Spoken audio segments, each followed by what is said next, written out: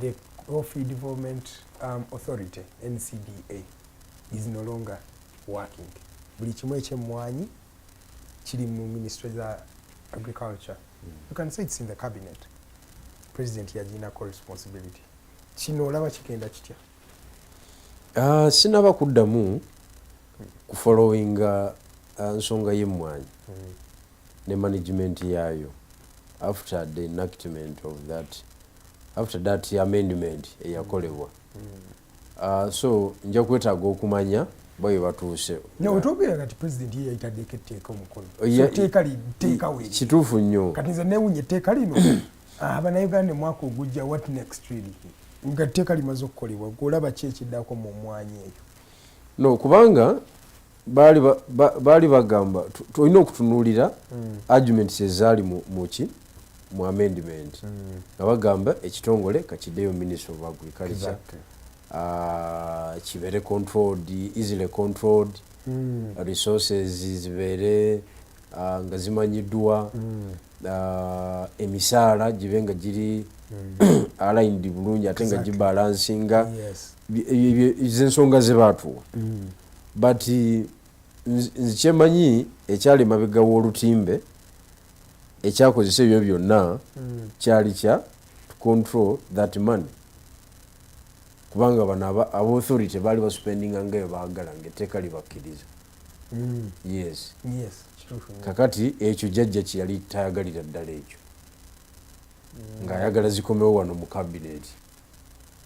Tufe kyetutalaba nti kati amajja gonna oba ssente zonna ekikulu kyali kya ssente, tebyali ebyo mu bakozi biki authority zonna yazijjawo. KCCU akyajongera ba executive director ne URA ewe naye yonna yajiggala okiwulidde. Ayagala ki? Ayagala ssente kuzikontrolinga. Ekyayunula kyali kitegeerekeka, okitegeera, because Ministry ya Works ojabira ddala nga lwaki eba terina tesobola communicatinga ggwanga eba ekisobola, kubanga impact ya yunula nayo yatulemu okulaba. Nze nganze sajjanga bakoze enguudo border to border era under Ministry of Works. Under Ministry of Works era Minister of Works era ya commissioning enguudo ezo. Yabeera omugenyi omukulu kwani yabeera omugenyi omukulu ne executive director wa Yunura. Kakati olabira ddala nga ebadde duplication of work. Nze nali eruzira mu 2018 nensanga y'abavubuka nga 30 baali bakola mu Yunura baabakwata. Eyabba 1.7 billion, yabba amafuta lito mutwalo gumu, yabba okitegeera nga Yunura byaddamu ebyo.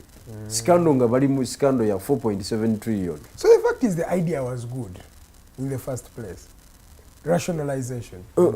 Of course. Nze nganze omanyika kati nakugamba nti never interrupt your enemy when he's making mistakes.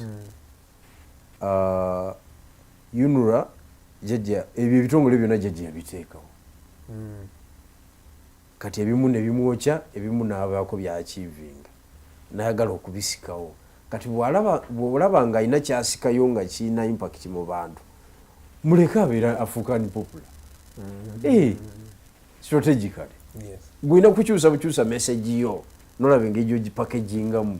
Abantu baffe abaawana ab'ebyobufuzi bakwata kikwate bwe buzibu. That you have to be negative and antagonistic. Yes, bakwata kikwate. Naye waliwo omubabe wo bwakola ekintu nga gwokifunamu.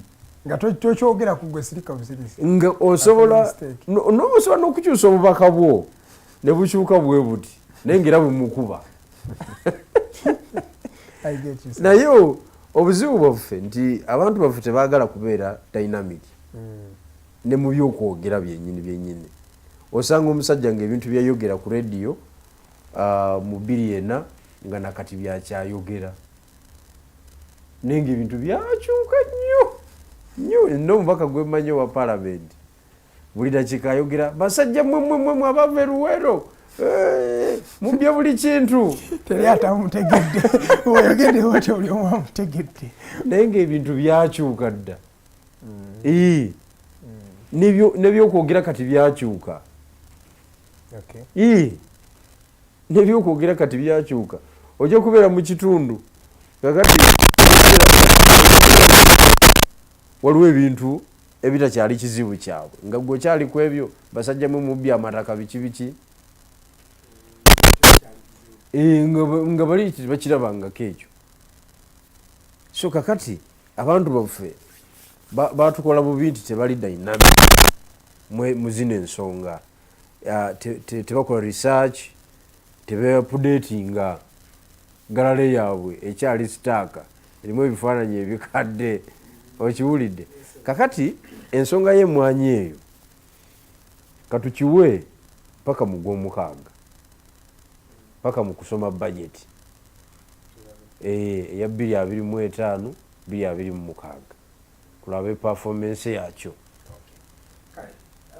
Tugendeko ku nsonga za Mr. Muhoozi tugendeko n'ensonga ekutte mu mwaka ya Kyagulanyi Mpuuga the fallout tunyingira 2025 fallout ekyaliwo. Other unique things that the fallout is in their stronghold as which is Buganda. So one would say there is a little bit of competition here and there. What next, sir, for the people in the No, kakati ekisooka in the first place nze kyannuma nnyo kubanga Oweekitiibwa Kyagulanyi yeeyisa bw'atyo mu project etaali ye yekka ng'omuntu n'agimisi managinga ffenna n'atukola ki n'atandika otwefuulira buli muntu mu ngeri ye.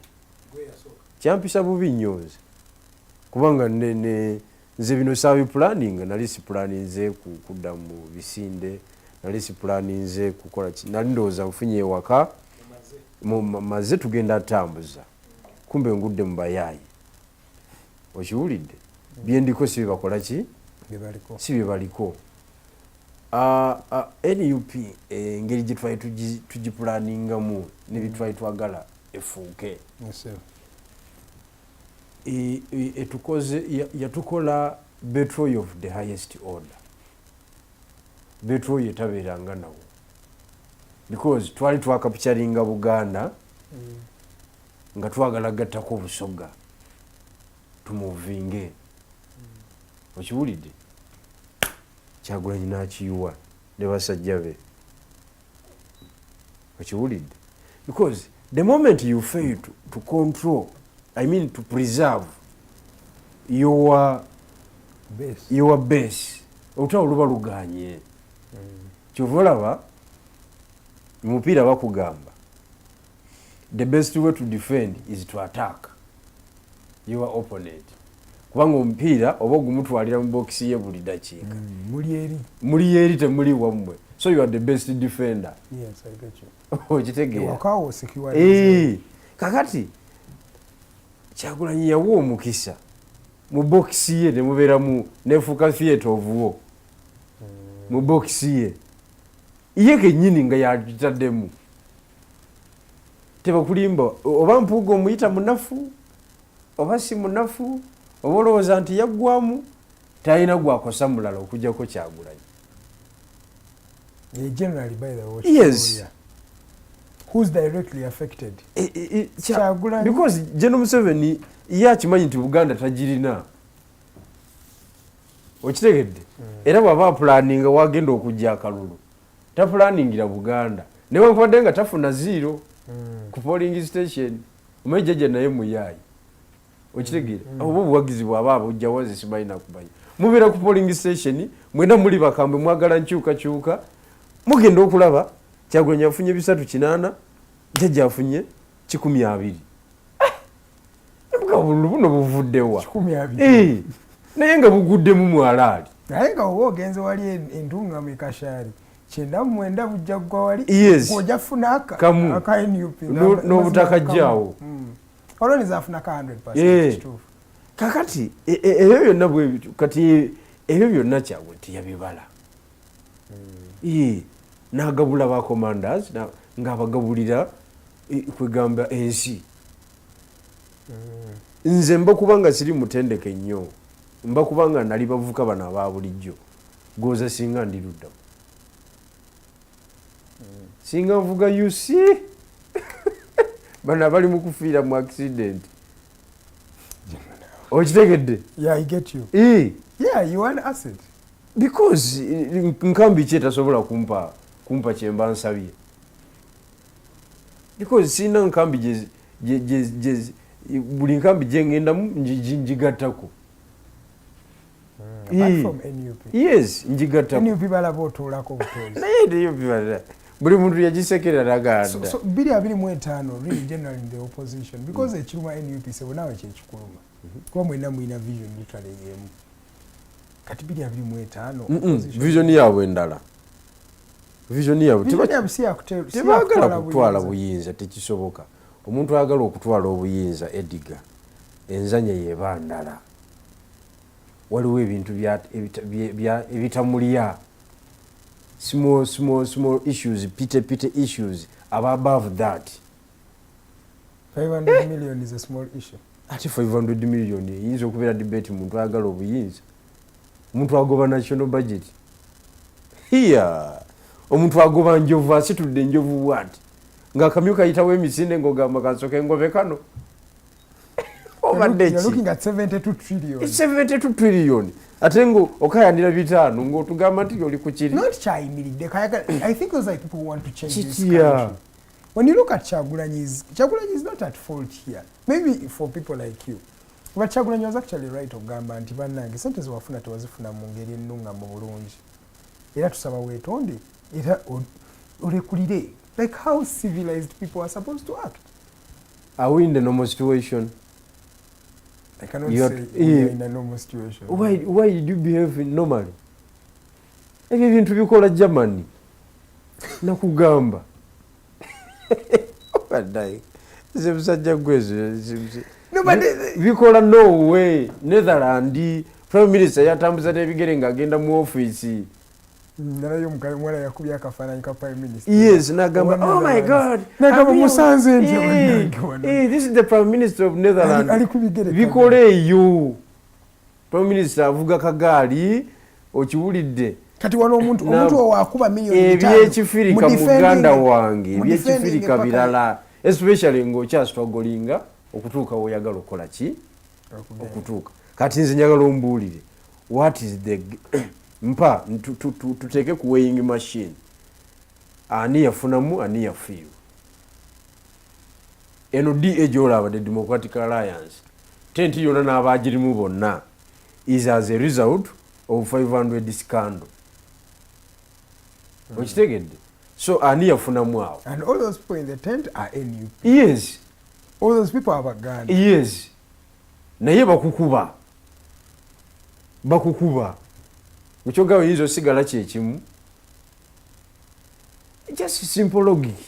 Ebintu byekifirika ifuwa n'obuyinza tubutegeera bulala. So the truth is you condone with Mr. Museveni generally. And also eringa ya Mr. Museveni. Ate yalifuze emyaka 4 Museveni. Kwa Museveni jimuwezi bamusiba okutwala sente ne mukula.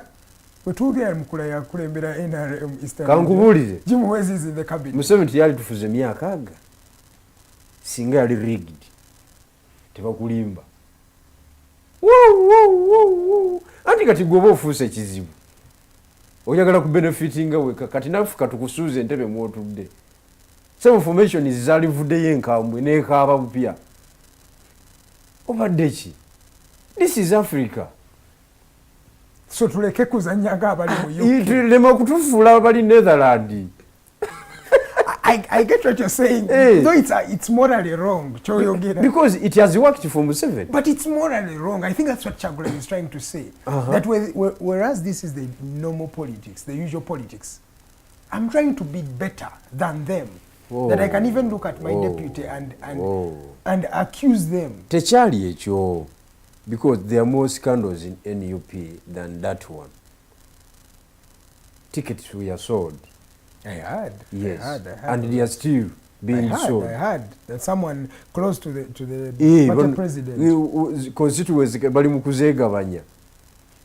okiwulidde ezirimu ba incumbents aba NUP. What is that? No, there is no evidence to confirm that. No. What you're saying.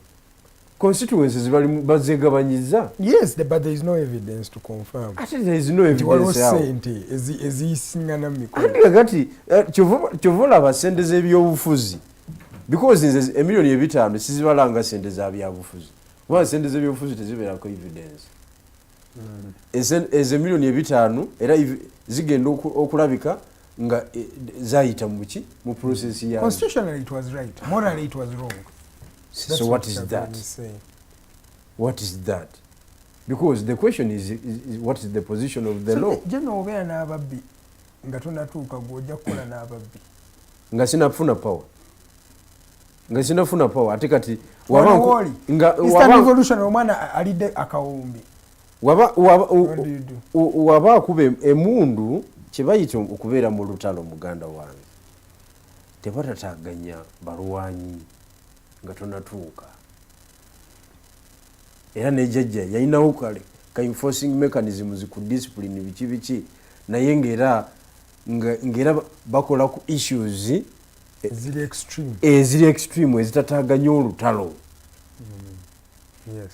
So si kukwata mulwanyi abadde mu field gomanyi ekitegeeza okudestabilizinga Buganda n'ogiteekamu olutalo gwe kennyini ate nonga tuyagala bwa president. Wosoma ku butako bw'abo abasajja abalwana bakugamba ebyaliyo munda naye ng'olaba ogenda okukola waliwo abantu be baasonyiwanga ng'olaba kyakoze kyamaanyi naye ng'onagamba ono komanda tugenda kuyuwa ekintu kivula lulina kugamba Zelensky kyeyakola mu lutalo lwalimu ne Russia yakwata komanda we mulamba ng'alidde miliyoni yanga ana naye ng'akubye Abarussia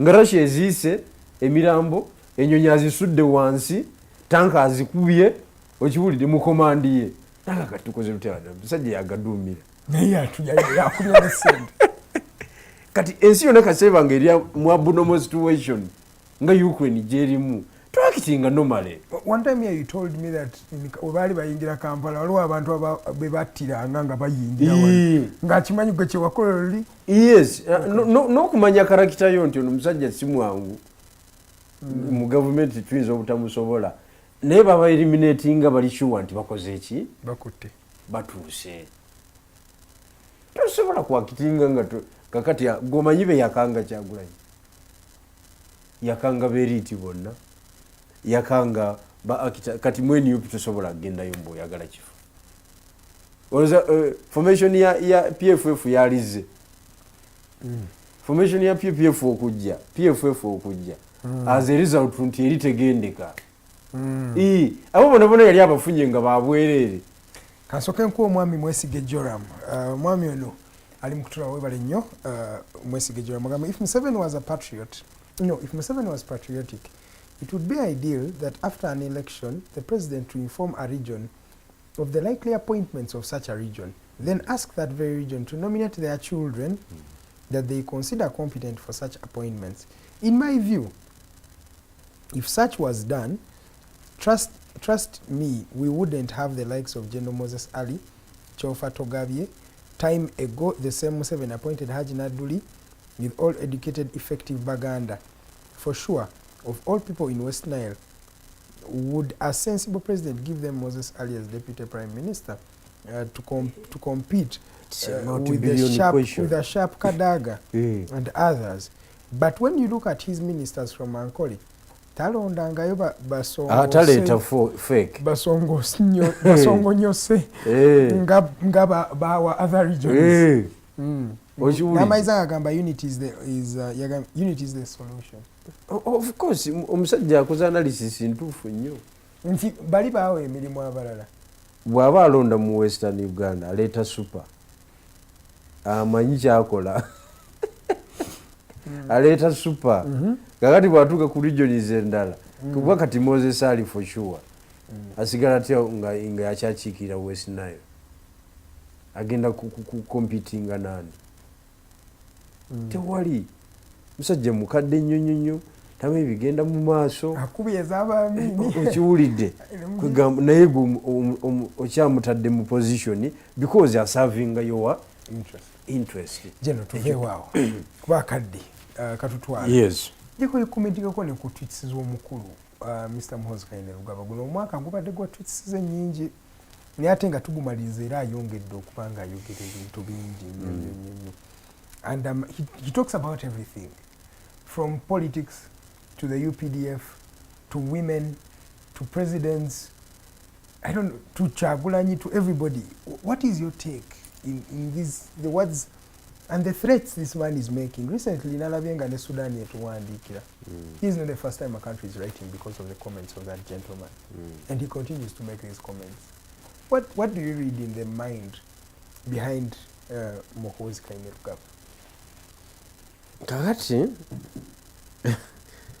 nze ebintu byange mbira bulala. Kati nze Muhoozi Kainerugaba ekisooka ndaba advantage gye tulina ffe ng'abaagala enkyukakyuka kubanga jjajja atukuta emyaka aga ayagala kireminga emirala 5 atutwale mwana mu egyo mu 5 naye emyaka egyo agituuseeko atya abadde rigged oba abadde flexible. Okay? Abadde amorphous oba abadde bwati oteekwa okumwanalyzinga. Abadde static oba abadde dynamic. Abadde dynamic. Kakati bw'abanga ze factors ezimuyambye okutukwataana kati ate ng'eppeesa lyayagala okutunyiga gy'alabanga replacement ye lyeryo lirifulubamu that kind of content ngamba jjajja talina kiddako ensonga zonna zikoma ku ye kubanga wano mu Uganda tebakulimba Edgar tolaba nti bannayuganda balinga abanafu nti tebasobola kulwana batiitiizi tosobola kubeera ritho ne batakwenganga tekisoboka bakwenganga. Amini yali wano nga amasasi ageewoba bwewomye ku street nerimuyita naga badde bandidde badde bankubya mbushi wano. Naye omusajja ono byayogera byabigenderedde. Because if it's a one-off you can say, but it's now a pattern. Someone believes that maybe he's trying to come off in that way, but there is something behind that. No, Edgar kankubuulire at the age of 50. Exactly. You were CDF okulidde mu State House. You have the international exposure kuba ennyonyi azirinnye ayinza n'okuba wenjogera ano ng'ali wabweru wa ggwanga okiwulidde akyali mu ggwanga. Ebyo byonna byonna ng'obirina tebakulimba mbu olina kyokweka ekirala kwebyo byokola ki ng'okimanyi nti ensi etambuliza ku Twitter because that is the means of communication internationally. Yes. Because buli muntu aba akulaba. Yes. Mu America bakusomako chobola bakola amawulire kakati that is he tebakulimba nti waliyo ekirala kyakweka eri yoyo. And that is the reason as to why General Museveni is coming back, because yali agala kasuka tawulo ku mulundi gwe agenda okulaba product gyakasukira tawulo ng'eringe kibulamu ate nga product gyogamba mu byekoze ebibi tulabye elevation. For example, yaleta ekizibu ne Uganda, you remember? It was Commander Land Forces, bamugyeko kuba Commander Land Forces, bamuwadde rank ya general. Wayiseewo emyezi mitono, bamwongeza obwa CDF. So what you may say, this man does not trust, but he trusts enough with the guns, which are the things that one would say have sustained. Kankubuulire, bino byonna byolaba bino, ogamba nti you are now a brigadier. Nimkuwa ofisi ya CDF sebo. Byakwogera bwogezi. Ofisi ya CDF tebali. Obuyinza alikaina buyinza ki? Obuyinza busigala eri. Niboga nti you are the vice president. obuyinza busigala wali era nakati Muhoozi era talina buyinza butambuza taata y'amagye nga jjajja tamanyi bulaba mutamanyi we biki wapi kuze kubuulira atikeyo tateegi gave Makindye kale ku military wali gagende emagamaga Zekati golooza kikubeera ne CDF nga ine ndowooza kwetyo. Anti nze kyenkugamba. Before you see it as an advantage, because many of you are seeing it as an advantage. Very few. Seeing it as an advantage. Abalala bonna bali mu ebyo. Kitamanyi kya Museveni. He has power. Bo bali mu ebyo. No, he has power by the Godoga atalina buyinza. But Muhoozi actually has power as the CDF of this country. He has a lot of power. So with a person with such a mindset, no more the coercive arm of government. Chicholowoza. Anti kyenkugamba saagala weerabire jjajja kyaliko. Jjajja project eyo aginamu interest. Kyaliwo project. Yo weeri. Ate ogambe akagidireyinga. Anti kakati agidireyingamu olw'ensonga ndi tenaba kukola ki? Tanaba kugifumba nejja bulungi. At 50 when will you? Onagifumba. Akyagifumba. Kati in the due process okugifumba ejje bulungi nnyo eyinza okukonerayo n'etakola ke advantage side kenkuwaddemu nti jjajja option gy'alina ku bwa president nga yavuddeko oba anaaba akyali mulamu oba nga afudde aba ayagaliza ono mutabanyi we. Because it's normal. Ekyo buli Munnayuganda akirabye. Yes. Naye gwayagaliza talina skills za taata we. Kyekikulu ekiriwo. Kuba gwe butomanyi kye kitegeeza kugamba erweru nti ze bafuni. Exactly. Let him run. Ekyo Museveni teyakikolako. Those short legs where they can take him. You're talking about a full star general. Museveni ne Joseph Koita mu addressing agako bwatyo. And you're talking about a fellow general. Yakakola operation 2016. Kakati gwe njagala okutegeeza nti eyo karakita tesobola kukwata kintu tebakulimba oba okukiwangaaliramu. Fighting forces zimeruka wano oba tozimanyi muwendo. Kuba kati oba oyagala oba toyagala tebali reconcilinga n'erweru. But erweru naye alina by'amanyi. He's a full general. Operations zako zozima. He's a lieutenant general, former deputy CDF. Exactly. Okiwulire office gy'oli mukati. Former deputy CDF era naye. Office gy'oli mukati. Yes. Agibaddemu. Yes. For almost 8 years. Kakati oyinza gamba nti binaggwa bwe bityo because you are the current CDF. No way. No way. Goze lolo talinayo bu lieutenant bu sergeant bugamba nti yafande wa for you. Tabulina ate eke sigala eke evuga kyekimu kwalina obuyinza n'atabulina. Lastly ku nsonga za Muhoozi akola nnyo comment about I would call them sexist comment. Now still let's talk about the women. Now you've seen that still on women. This I don't know. Nalabye gamba mbu ayagala UBCM hosting. Balaba omusajja omulungi. Bwafana. National TVM hosting. Kakati emboozi ezo. Ezo emboozi zodda. Jjajja ali eri akaba maziga. Agamba nkoze nti because osobola okubeera sita kati olaba abasajja basamba omupiira bonna bazidani. Ba Ronaldo bagusambye Ronaldinho baani bonna.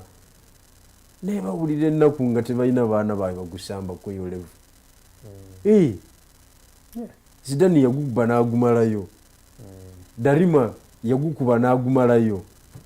Naye tebalina. Waligambye nti bano bwe bagenda okuzaala.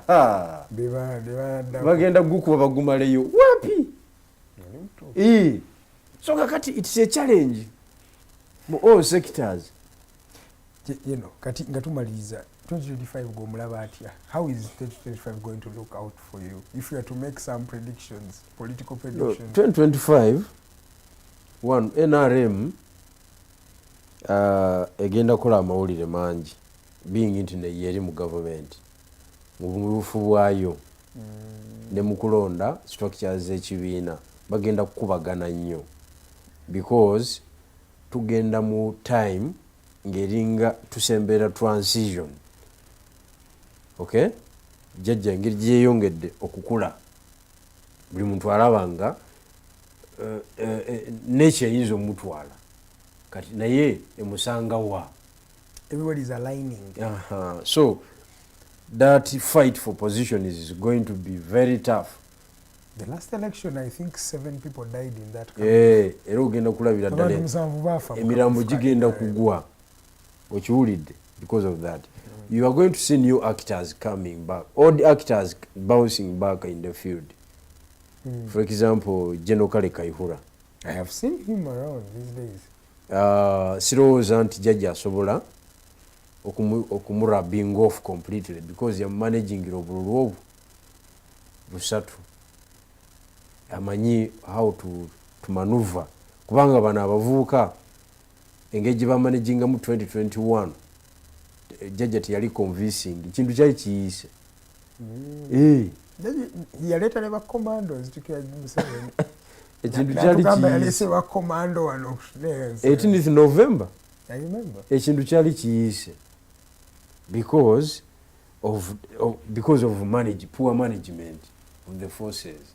So ndabanga jjajja ayinza okunyiga amapeesa ago because unlike other actors jjajja si musiru tazanyanga nga ffe bino ebyoku opposition because Kaihura ebintu byonna byeyayitamu n'embeera yaliwo wakati we ne jjajja allegation ezaaliwo yali badde ali mu komera emyezi gye yamusiba gyonna.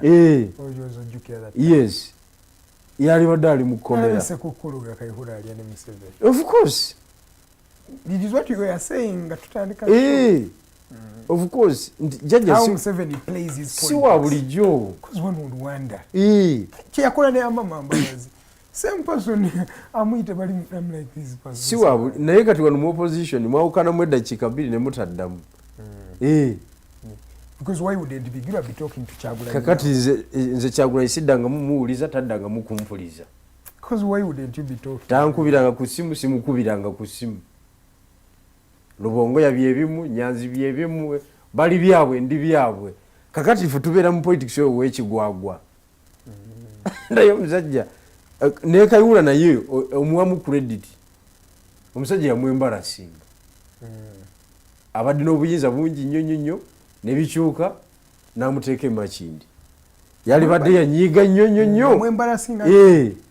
Yali badde yanyiiga nnyo n'agenda ne mwekizayiro n'atandika okufuuyira eyo ebigambo. These days Kaihura neddoboozi kyaliwulira. But he played that card, a low profile card. Kakati baba baddayininze bonna. So ndabanga ayinza okumuyiwa awantu wonna. 2025 ku ludda nga tukyali ku NRM nsuubira lishafo mu magye. Nsuubira lishafo mu magye. CDF asigalawo? CDF ayinza okuvaawo olw'ensonga. Ayinza omusembeza eno ku cabinet level. Ayinza omusembeza eno ku cabinet level. N'asigaza eri n'ateekayo omuvuka omulala okuva mu SFC. Kuba amagye kati gaziga kulemberwa SFC okuva ku Mbadi. Yes. Mbadi yakita Muhoozi n'akikwata. Kati ndabanga erishaffe yegenda okujja ate ono bamwambuse mu byobwa minisita asooka ayambale ku masuuti kuba biri abikoze n'abimalayo. Ayinza omutesitinga mu byamasuuti atambuza atya. Ekyo ndaba jjajja epeesa agenda kulinyiga. Kati ne waffe gye tuli Museveni adda after 2026. No, after this election akaddako anaakomawo after 2026 2031 Katonda aba akyamuwadde obulamu ajja kudda. I am telling you. He looks strong for his age. Waba bw'aba akyamuwadde obulamu mulaba nga kwali ku ballot. Okay, today ku opposition. Kakati ffe eno ewaffe bikyali byakijegera nga bw'obimanyi. Politics of Komanyoko agenda kweyongera. Because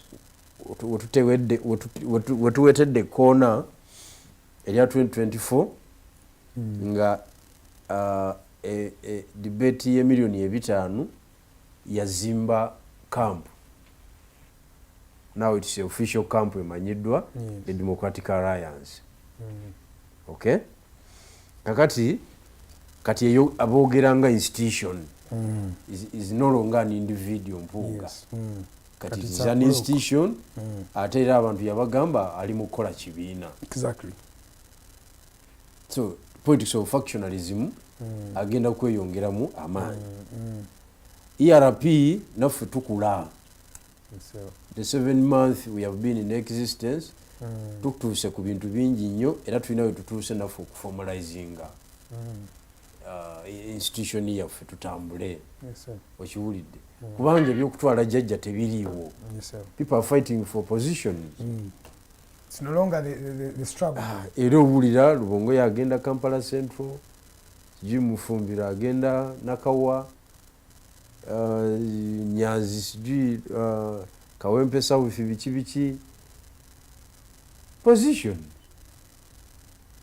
Era vision yaffe gye tulina as ERP eyokugaziya olutalo ate banaffe si gye balina. Kati basajja nga ba Dr. Besigye tulowooza ekyali mu nkomera ssaawa zino. Era ye akita yekka agenda osigala mu debate y'ebyowa president entuufu. Abasigadde bagifulumye. Abasigadde bagifulumye. Kubanga gwe bw'oŋŋamba nti oyagala David Lewis yesimbe Kampala Central, Waiswa yesimbe Nakawa bajje mu parliament, ono afuuke leader of opposition, ono afuuke chairperson Kosase. Okay, oba oli sure nti tolina government? Si ekitegeeza kubanga azanya oyinza obutakyogera naye kiri mu subconscious that for you already. Kati gwoba tokyogedde ffe tujja kyogera. Abantu baleme kulimbibwa. Oba oli sure nti togenda kukwata government. The common denominator abantu ba wansi gwo babeeramu nnyo bo bali kuki mu bino byonna mu bimu mu kukola. Of course abasinga tebamanyi bibalo by'abaana byabufuzi waggulu. Balowooza nti ebiri mu kuteekebwateekebwa waggulu eno mu bibiina by'obufuzi nti bibayamba wansi, kumbe tebikwatagana. So bo bali kuki bo nga bo abantu bali eyo balinda kinaayita ku TV balabe.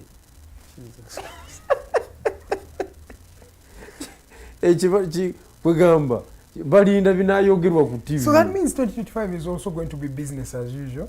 Exactly. Akalulu kaggwe ekintu ekyali kigenda okukyusa ebyobufuzi byawa ye proposal gye twaleeta ku mmeeza yeyoka eki actually ensonga bbiri.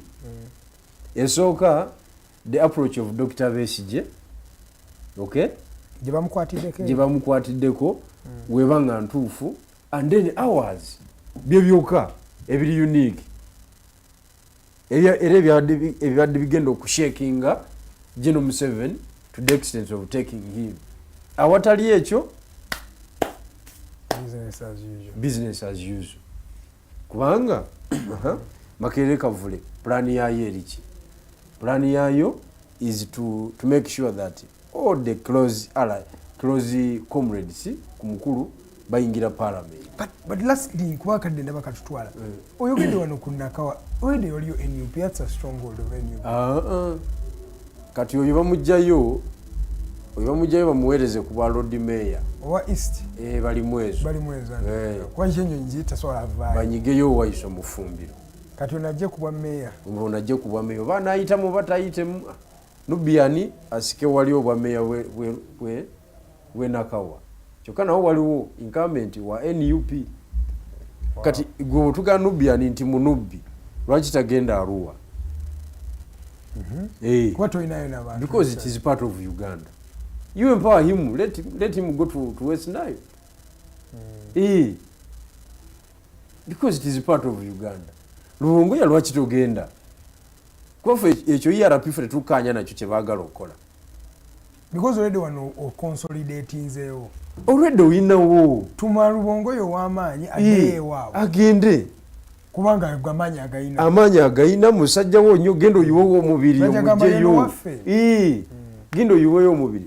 Naye tebaagala kukola bintu bigumu. Tebaagala kukola bintu bigumu kubanga baagala okukola ebyangungu batambulizeewo. But Lubongoya tugireyo constituency mu Western Uganda. Kuba temugirina. Titiriyo. Ne Katana niwe mujja Yesu biri zokka. Tujja kumanya tulina we tutuuse. Waiso lwaki odduka ye Busoga? If Busoga is very easy. Achomalire nakawa. Jangu tukube mundu e Busoga. Because that's when you get a nationalistic outlook. That is message chaina. Yes. NUP chaina. That message in every region in this country osolo gama message yaliyo. Yali ayina y'ababaka. Exactly. Nakati FDC mu Bunyole inamu, Mwankole inamu, mu Kigezi inamu, Tese inayo, ne North inayo, ne mu Buganda. Chicho chenga a nationalistic outlook. Okiwulidde. Kakati fe mu 2025 ono nga tumaliriza tulowooza nti fe tugenda kweyongera okubuulira tugenda kukola ensonga bbiri to formalize our institution a very legally binding and to continue to formalize or to register it as a political party. Nze nkozesa term za Luzungu. Naye ng'otegeeza registering it as a political party. This one is not different from NUP. Nze nkozesa term ya Luzungu. You are bringing back political party. Gw'ojja kikola ki? Ojja kitaputanga bw'oba oyagadde. Oli mukobya and then two, okwongera okubuulira bannaffe the relevance and the importance of regional political empowerment politics. Okay. General, we shall start from there. Finally, ne relevance eyokukolagana as political actors. Yeah, but that would start by you not registering a political party. But my name is Edgar Matthew Karahanga. I've been privileged to be joined by Genovigirwa Moses, vision bearer of Eastern Revolutionary Platform, also a political player in the politics of this country. This is Digitalk TV. We are here to mainly talk about issues that affect Uganda. And we talk about these issues not to ridicule or to scorn, but actually foster conversations and solutions that will make this country a better place. Alibawa was on camera, and of course Mr. Mokose Arnold is always in the productions. From the entire team, God bless you. We shall see you tomorrow as we enter a new year, or as we end this particular year. That will be 31st of December 2024. It's been a privilege having you for the entire year. But not only this year, from the time we started operating in 2020 up to today, you have been here with us throughout the time. So it's very, very humbling and a privilege to have you on Digitalk TV. We promise and commit to serve you more, better, and even give you more insights and analysis on issues that are raised right here. From the entire team, God bless you and good morning, Uganda.